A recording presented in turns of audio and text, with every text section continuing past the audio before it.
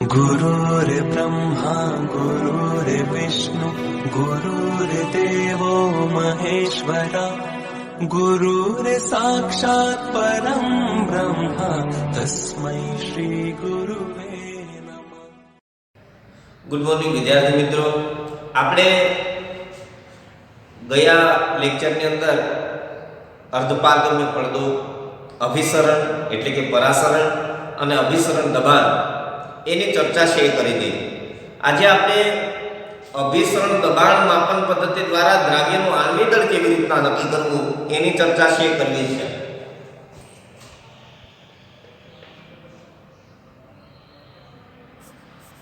અભિસરણ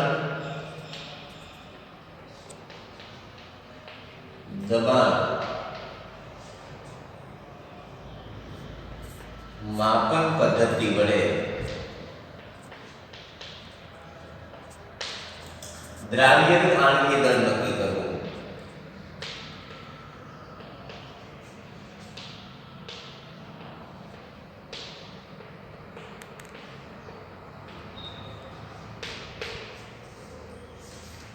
તો વિદ્યાર્થી મિત્રો, આપણને ખબર છે કે અભિસરણ દબાણ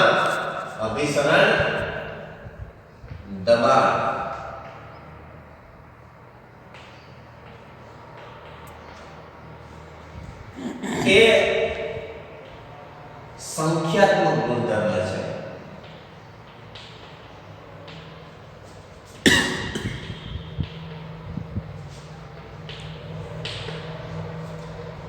અભિસરણ દબાણ છે સંખ્યાત્મક ગુણધર્મ છે. એ દ્રાવ્ય કણોની સંખ્યા ઉપર આધારિત હોય. તે દ્રાવ્ય કણોની સંખ્યા પર આધારિત હોય છે.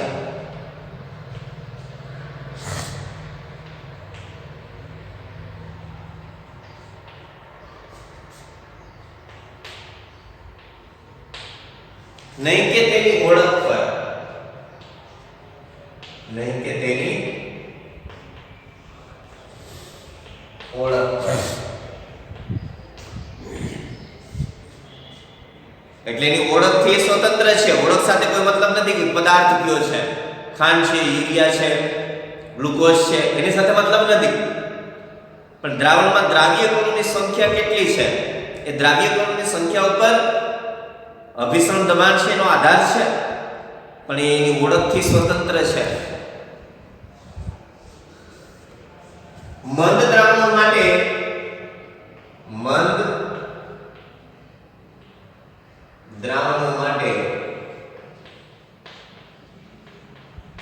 અભિસરણ દબાણ પાય, અભિસરણ દબાણ એ દ્રાવણની મોલારિટી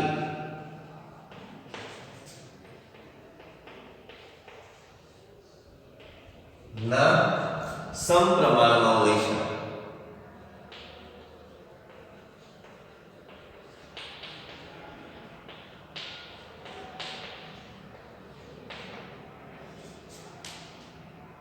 તો ખાસ કરીને મંદ દ્રાવણો માટે આપેલ તાપમાને અભિસરણ દબાણ છે એ દ્રાવણની મોલારિટીના સમપ્રમાણમાં હોય છે.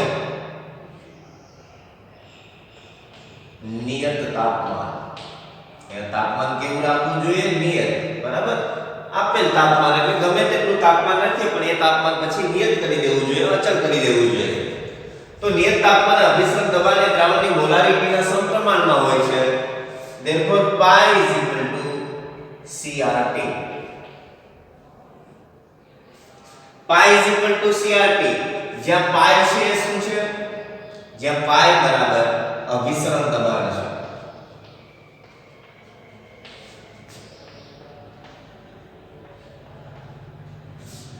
R વાયુ અચળાંક છે. R વાયુ અચળાંક અને T તાપમાન કેલ્વિનમાં છે, અથવા તો નિરપેક્ષ તાપમાન કેલ્વિનમાં. નિરપેક્ષ તાપમાન જે આપણે કેલ્વિનમાં લઈએ છીએ. सांद्रता की व्याख्या आपीए तो C बराबर N2 ડિવાઇડ બાય V થાય. આપણે જાણીએ છીએ, શું જાણીએ છીએ? આ જાકે આપણે જાણીએ છીએ કે C બરાબર N2 ડિવાઇડ બાય V, એટલે કે V કદમાં દ્રાવ્યના N2 મોલ છે રહેલા છે.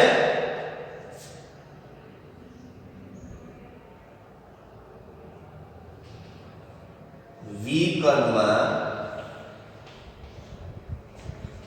દ્રાવ્યના N2 મોલ ઓગળેલા છે અથવા તો રહેલા છે. આનો અર્થ એવો થાય. બરાબર. તો C ની જગ્યાએ સાંદ્રતાની સાંદ્રતાની વ્યાખ્યા આપણે આપીએ છીએ કે એકમ કદના દ્રાવકમાં અથવા તો એકમ વજનના દ્રાવકમાં, એકમ વજનનો દ્રાવક એવું કહીએ છીએ ત્યારે પાણી છે આપણે લઈએ છીએ. એકમ વજનના દ્રાવકમાં અથવા તો એકમ કદના દ્રાવણમાં દ્રાવ્ય થયેલા પદાર્થના જથ્થાને તે દ્રાવણની સાંદ્રતા કહેવાય. તો દ્રાવ્ય થયેલો પદાર્થનો જથ્થો એ આપણે મોલમાં લઈએ અને આપણે અહીંયા દ્રાવ્ય ઉગાડીએ છીએ. તો મોલના છેદમાં કદ જે સાંદ્રતાનું સૂચન કરે છે. તો જેથી આપણે લખી શકીએ પાઈ બરાબર N2RT divide by V. V ભાગાકારમાં છે ને ગુણાકારમાં લઈ જઈએ તો જેથી પાઈ V બરાબર N2RT. દ્રાવ્યના મોલ દર્શાવે છે N2, બરાબર. N2 જો દ્રાવ્યના મોલ છે દર્શાવે તો આપણે એમ કહી શકીએ કે મોલ બરાબર દળ ભાગ્યા આણ્વિક દળ થાય. તો આપણે લખી શકીએ જ્યાં N2 બરાબર દ્રાવ્યના મોલ બરાબર દ્રાવ્યનું દળ જેને આપણે W2 કહીએ એના છેદમાં દ્રાવ્યનું આણ્વીય દળ. દ્રાવ્યના મોલ બરાબર દ્રાવ્યનું દળ એના છેદમાં દ્રાવ્યનું આણ્વીય દળ. તો એ N2 ની જગ્યાએ મૂકી દઈએ તો જેથી પાઈ V બરાબર W2RT એના છેદમાં M2. જો અભિસરણ દબાણ પાઈ ના સૂત્રનો કરતા કરીએ તો આપણે કહી શકીએ જેથી પાઈ બરાબર W2RT એના છેદમાં M2V. આને આપણે સમીકરણ 2 આપીએ. જ્યાં W2 શું છે? દ્રાવ્યનું દળ.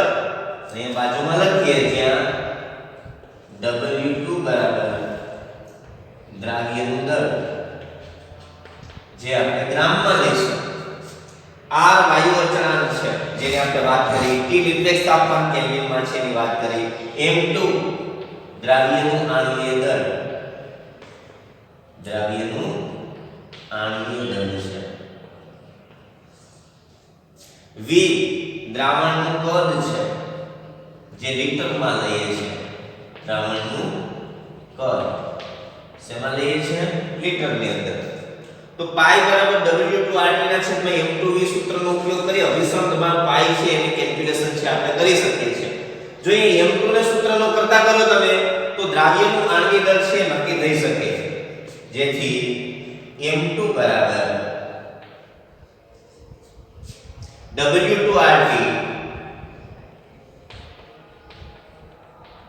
એના છેદમાં પાઈ V.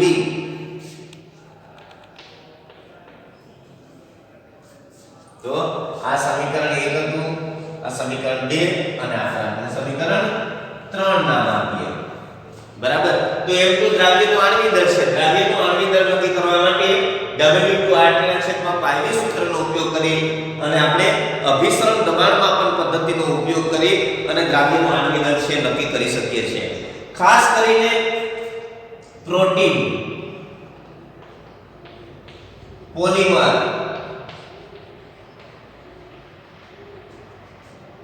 કે ઊંચું આણ્વીય દળ ધરાવતા પદાર્થો છે.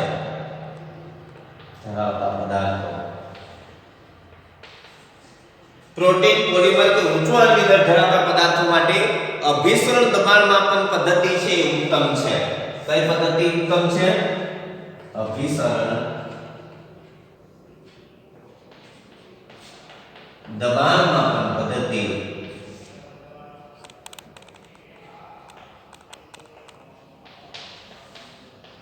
ઉત્તમ છે. ઉત્તમ એટલા માટે છે કે ખાસ કરીને જૈવિક અણુઓ હોય, દાખલા તરીકે તમે જૈવિક અણુઓ લો છો, જૈવિક અણુઓ, તો જૈવિક અણુઓ છે ઊંચા તાપમાને સ્થિર હોતા નથી, સ્ટેબલ ન હોય, અસ્થિર હોય છે. ઊંચા તાપમાને અસ્થાયી હોય. જૈવિક અણુઓ ઊંચા તાપમાને અસ્થાયી હોય તો અભિસરણ દબાણ માપન પદ્ધતિ છે એ ઓરડાના તાપમાને અપનાવવામાં આવે. એટલે ટેમ્પરેચર ઊંચું નહીં જાય તો એ સ્ટેબલ રહેશે અને એવા સંજોગોમાં એનું આણ્વિક દળ છે નક્કી કરી શકાય. એટલે જૈવિક અણુઓ ઊંચા તાપમાને અસ્થાયી હોવાને કારણે અભિસરણ દબાણ માપન પદ્ધતિ છે લાભદાયક છે. શું કામ? કે એ ઓરડાના તાપમાને અપનાવવામાં આવે છે.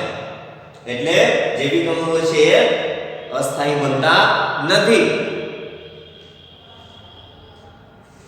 ખાસ કરીને પ્રોટીન હોય તો પ્રોટીનની દ્રાવ્યતા ખૂબ જ ઓછી હોય. તો આપણે કીધું હતું કે મંદ દ્રાવણો માટે અભિસરણ દબાણ માપન પદ્ધતિ છે ખૂબ જ ફાયદાકારક છે. તો પ્રોટીન જેવા ઓછી દ્રાવ્યતા ધરાવતા અણુઓ માટે પણ અભિસરણ દબાણ માપન પદ્ધતિ છે એ ઉત્તમ છે. ખાસ કરીને હવે આપણે અભિસરણ દબાણ જે છે એ અભિસરણ દબાણ છે એમનો ઉપયોગ કરીને આપણે દ્રાવ્યનું આણ્વિક દળ છે નક્કી કર્યું. પણ હવે અભિસરણના કેટલાક ઉદાહરણો છે જોવા છે કે કયા પ્રકારની ઘટનાઓની અંદર અભિસરણ અથવા તો પરાસરણ છે એ જોવા મળે છે. ઓકે, તો એની ચર્ચા કરીએ. તો આપણે અભિસરણની ઘટનાઓ છે એની વાત કરવી છે. અભિસરણની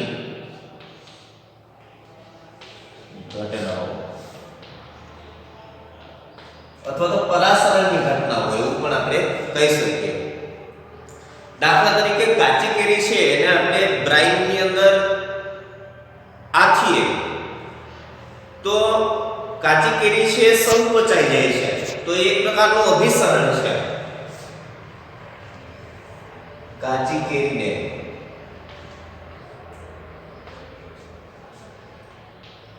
બ્રાઇનના દ્રાવણમાં આથીએ ત્યારે તે સંકોચાય છે.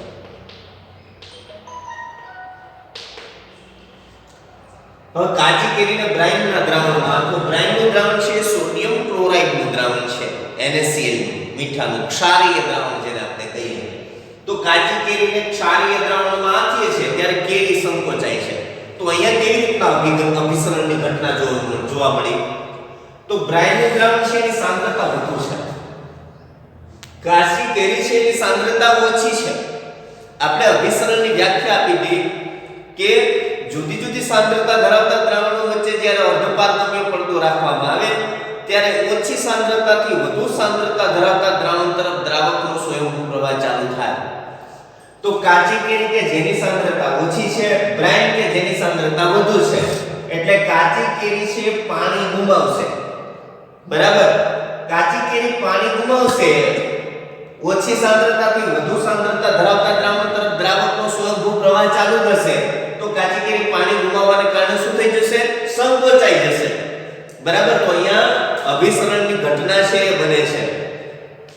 બીજી ઘટનાનો વિચાર કરીએ. કરમાયેલા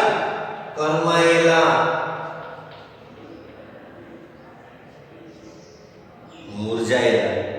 બરાબર, બેમાંથી ગમે તે શબ્દ પ્રયોગ કરી શકો છો. કરમાયેલા ફૂલોને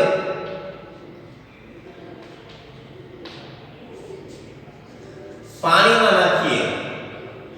પાણીમાં નાખો અથવા તો પાણીની અંદર ડુબાડીએ. પાણીમાં નાખતા તે તાજા બને છે. તાજા બને છે અથવા તો નવપલ્લિત બને છે. નવપલ્લિત બને છે મતલબ કે તાજા બને છે. તો કરમાયેલા ફૂલોને પાણીમાં નાખતા તે તાજા બને છે. તો એનો અર્થ શું થયો કે ફૂલ છે એની સાંદ્રતા વધુ છે, પાણી છે એની સાંદ્રતા ઓછી છે. તો પાણી છે એ દ્રાવકનો પ્રવાહ મતલબ પાણીનો પ્રવાહ છે એ ફૂલની અંદર પ્રવેશે છે, જેને કારણે ફૂલ છે કેવું થઈ જાય છે, નવપલ્લિત થાય છે, તાજું છે બની જાય છે. તો ત્યાં પણ કઈ ઘટના જોવા મળે છે, અભિસરણની ઘટના છે જોવા મળે છે.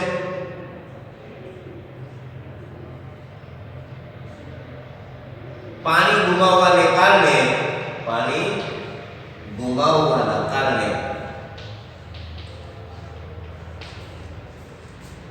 નરમ પડેલા ગાજરને પાણીમાં ડુબાડતા અથવા તો પાણીમાં રાખતા તે કડક બને છે.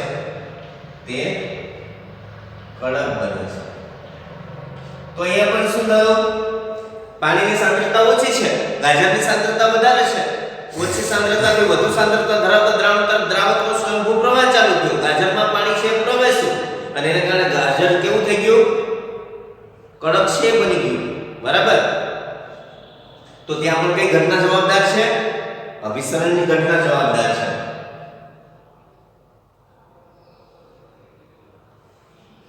રક્ત કોષોને, લોહીના કોષને, રક્ત કોષોને ક્ષારીય પાણીમાં મૂકતા તે ક્ષીણ થાય છે.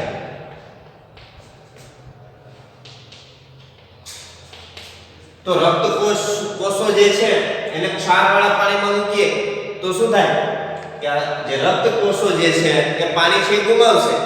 બરાબર. અને એને કારણે શું થઈ જાય છે, એ ક્ષીણ થઈ જાય છે, સંકોચાતા જાય. બરાબર. ભેગા થતા જાય. તો રક્ત કોષોને ક્ષારીય પાણીમાં મૂકતા તે ક્ષીણ થાય. પણ ક્ષારીય પાણીને બદલે ખાલી પાણીમાં મૂકવા હોય તો એ તૂટી જાય. બીજું એક ઉદાહરણ એમાં જોઈએ. રક્ત કોષોને પાણીમાં મૂકતા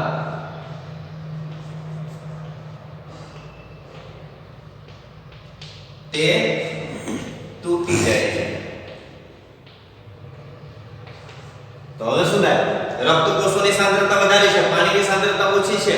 ઓછી સાંદ્રતાથી વધુ સાંદ્રતા ધરાવતા દ્રાવણ તરફ દ્રાવકનો પ્રવાહ ચાલુ થાય.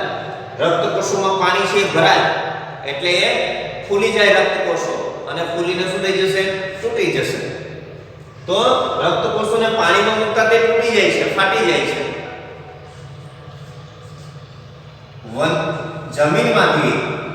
જમીનમાંથી મૂળમાં પાણીનો પ્રવેશ તથા મૂળથી જુદા જુદા પર્ણો સુધી પાણીનું પહોંચવું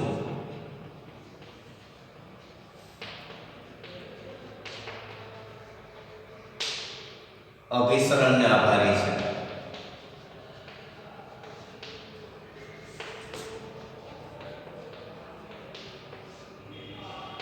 તો મૂળમાં દ્રવ્યો હોવાના, બરાબર, તો મૂળ વાટે પાણીનો પ્રવેશ થશે. ઓકે. તો એ ઘટનાની અંદર પણ